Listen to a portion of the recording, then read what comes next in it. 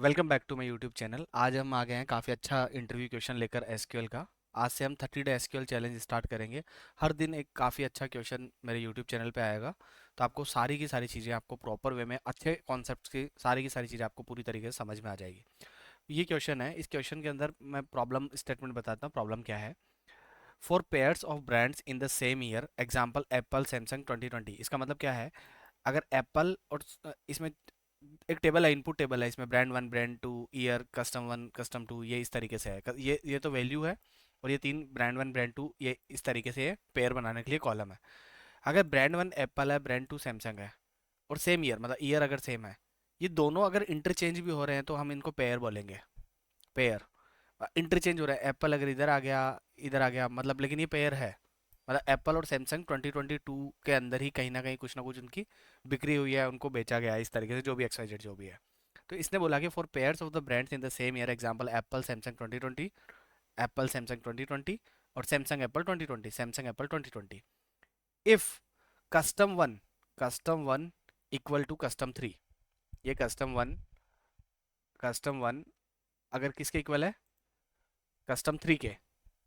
इसने बोला custom one अगर कस्टम थ्री के इक्वल है, और कस्टम टू कस्टम फोर के इक्वल है, custom then keep only one pair. Then keep only one pair.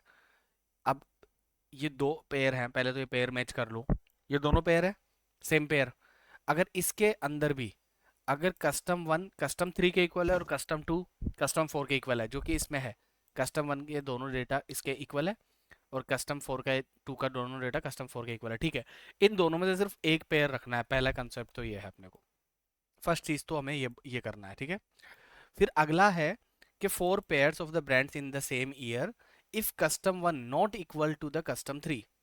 Custom one जो कि ये है, not equal to the custom three, ये रहा, ठीक है।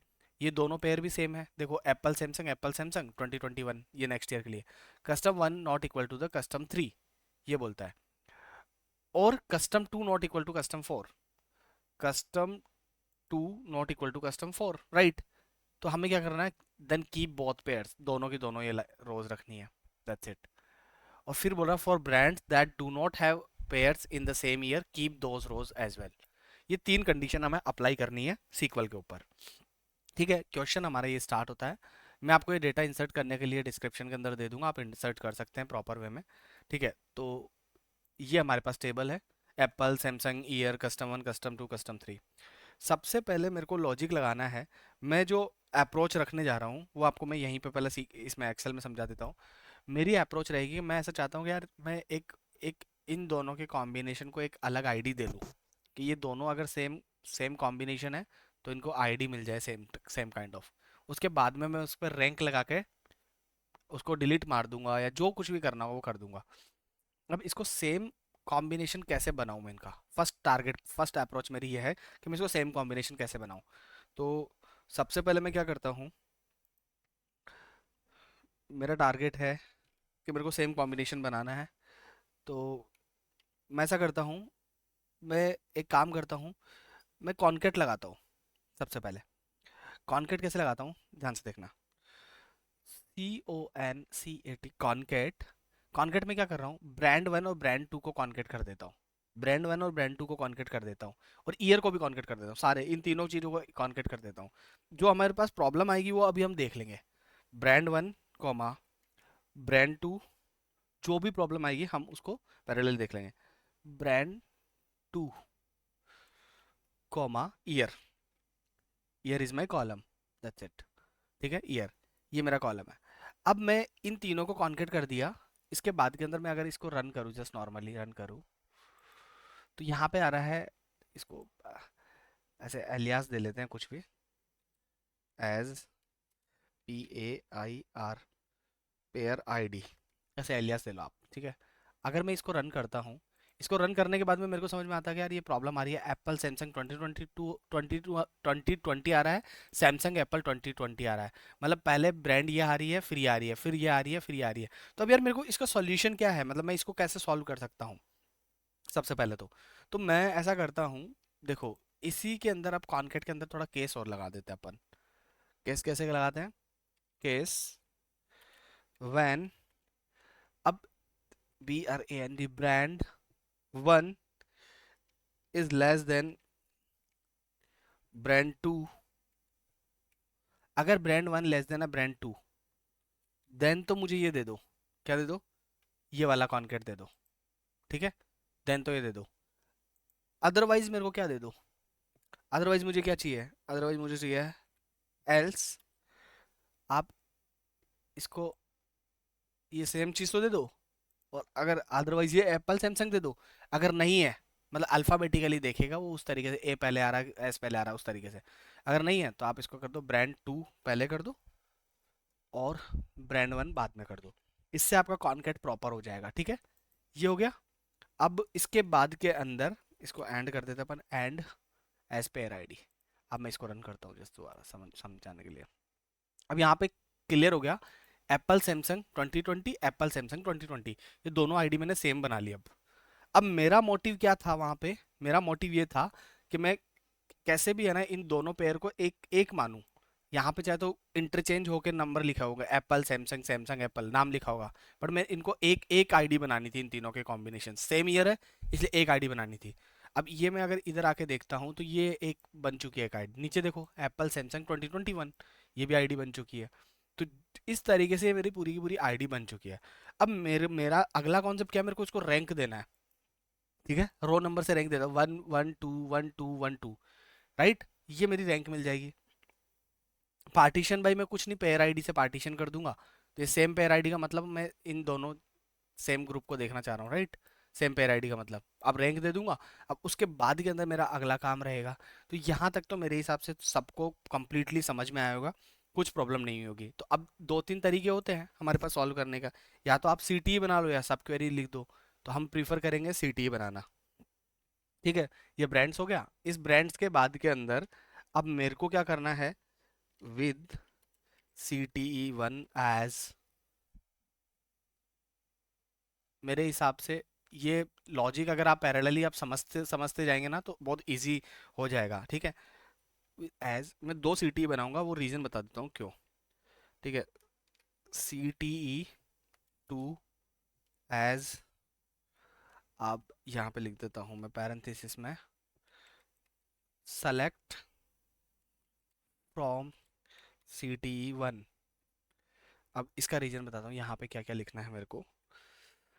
अब इसमें कॉलम कौन कौन से लेने हैं मेरे को, सबसे पहले मेरे को रो नंबर लगाना है, ठीक है, तो आप ऐसा करो, select star comma row number, rank देनी है मेरे को, तो रो नंबर, रो नंबर के बाद में आपको ओवर के अंदर मेरे को पार्टीशन बाई वही करना, पार्ट आईडी जो मैंने अभी अभी बनाया था ऊपर, pair ID sorry, over sorry partition by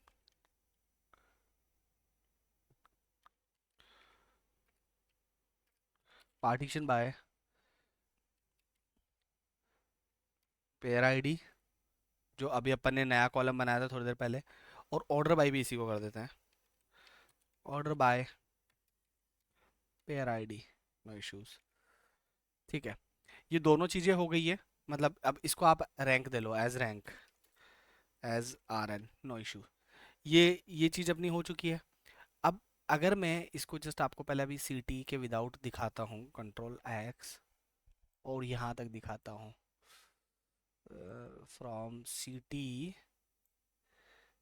just a minute, incorrect syntax, what is happening, from CT he select star row number over partition by from CT1,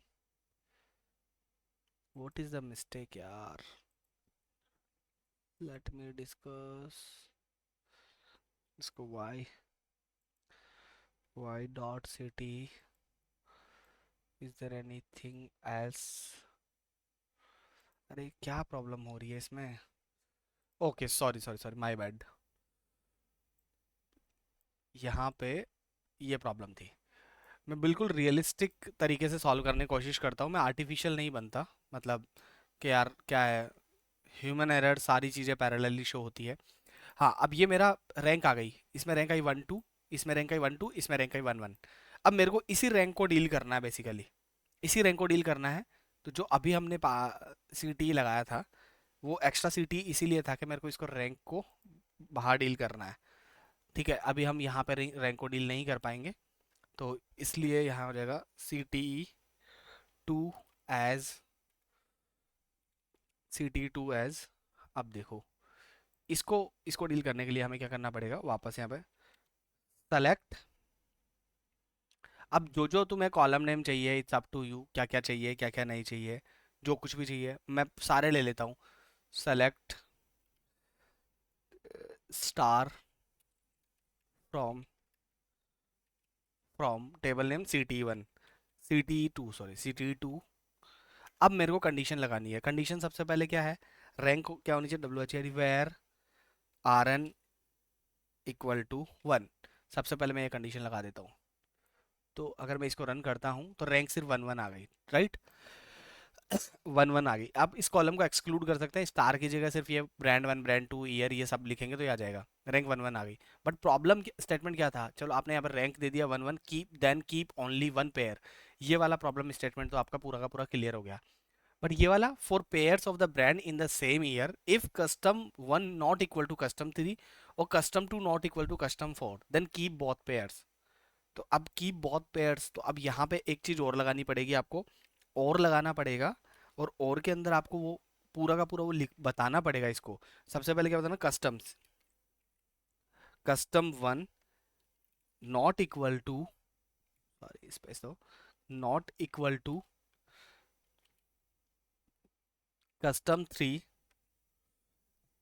custom one not equal to custom three. And and क्यों लगा रहा हूं मैं, and लगाने का reason ये है कि दोनों कंडीशन एक साथ ट्रू चाहिए मेरे को। Not equal to custom four, custom four. अब मेरे को इसको रन कर दो, दैट्स इट। जितनी भी कंडीशन थी वो सारी की सारी यहाँ पे मैंने सेटिस्फाई कर दी कंप्लीटली। ये आर एन इसलिए एक्स्ट्रा आ रहा है कि हमने कॉलम बनाया। अगर आप यहाँ पे स्टार की जगह ये brand one brand two year custom one custom two ये कॉलम अगर कॉल कर लेंगे तो एग्जैक्ट वो ही आएगा, बाकी किसी की चीज़ की जरूरत नहीं रहेगी। तो ये पूरा का पूरा लॉजिक था जिसके पीछे हमने अपना जो जो मैक्सिमम दिमाग हो सकता था वो अप्लाई करा है। और बाकी और लॉजिक से भी इस क्वेश्चन को सॉल्व करा जा सकता है। आप कमेंट बॉक्स में